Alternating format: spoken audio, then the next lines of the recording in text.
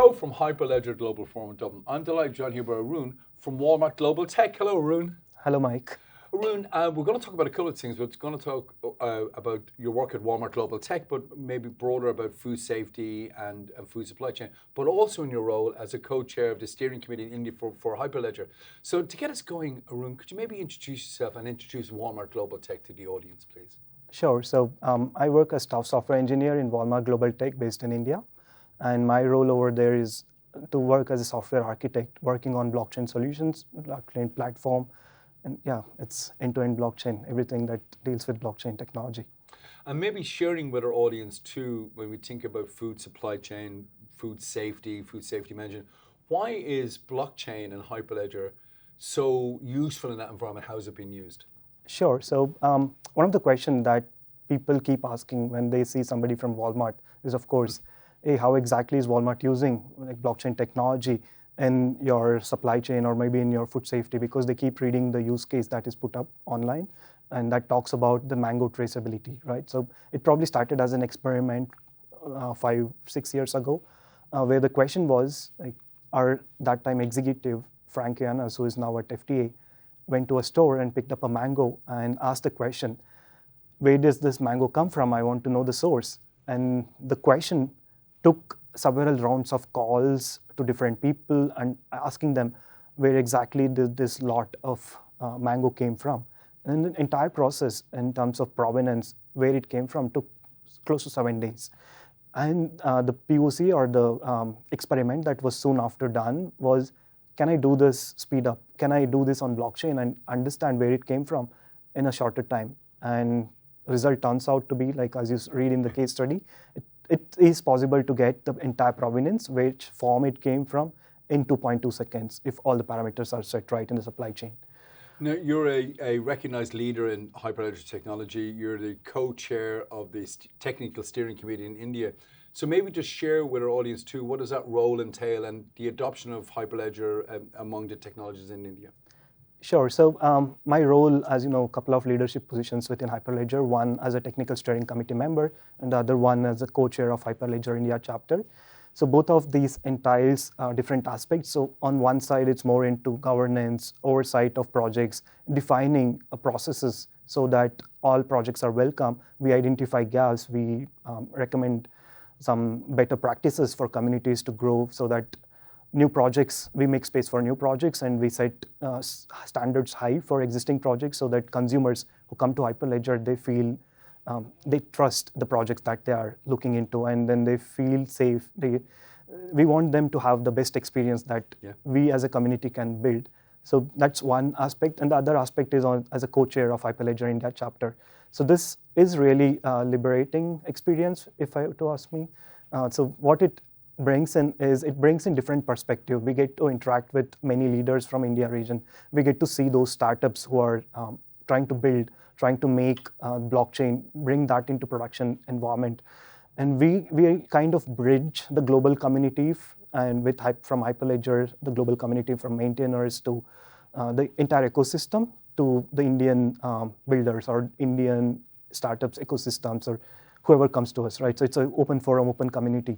So interestingly, it's not just the private entities that do come, it's also some of the government entities that also seek advice from some of the members within Hyperledger India chapter.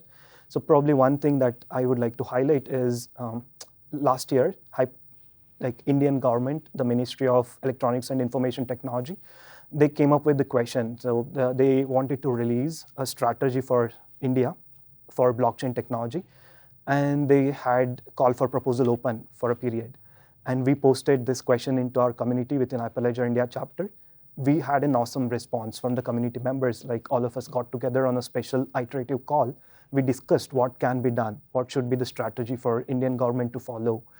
And like in the end, when we got back the response from the MeitY, that's the ministry, it was awesome in the sense that they recognized the inputs shared from the community, the way we responded, and they recognized it in their strategy document that was released. So that's the kind of activity that does happen within Hyperledger India chapters. Well, I'd like to pull together all these strands from Walmart Global Tech adoption of blockchain, from Where's My Mango to the work you're doing in the Indian government, the great project. Is there a particular project that's caught your eye or something that's happening during this year that you'd like to share with our audience? I mean, in fact, every project in Hyperledger is curated and is picked up for what they are doing.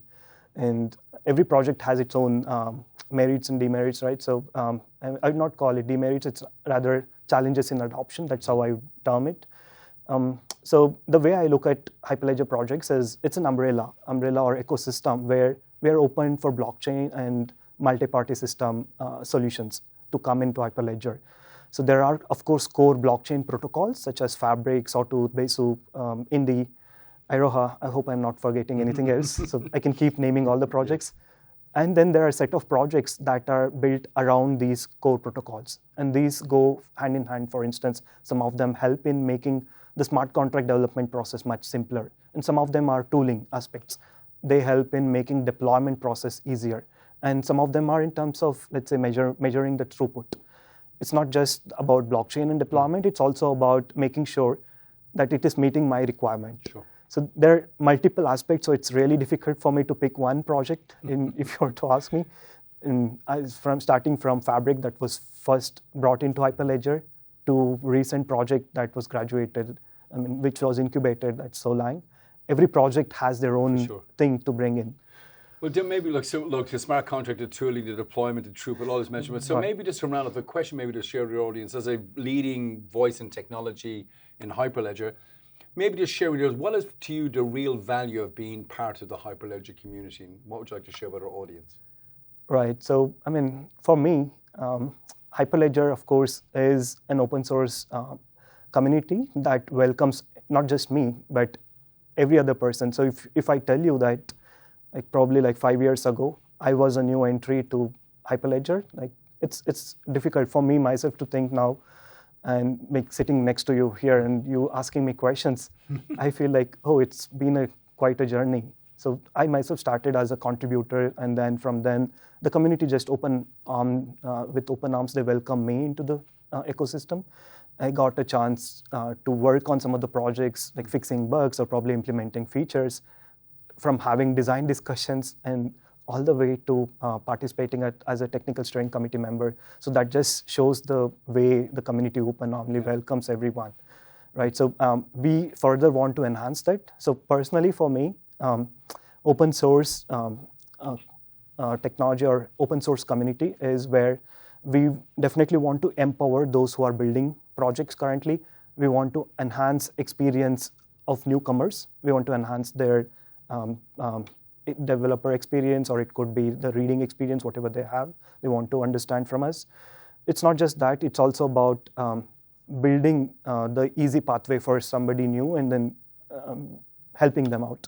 So having said all these things, if you were to ask me, it's it's a great feeling. It's a feeling where you feel like you have to do more. You feel like, imagine it this way, right? So you have a bunch of energetic people around you, and there is no lack of energy. Anytime you come and you ask any question to somebody, you're like, hey, yeah, I can do this. Hey, yes, this person is willing to work with me. And each person, they come from different walks of life.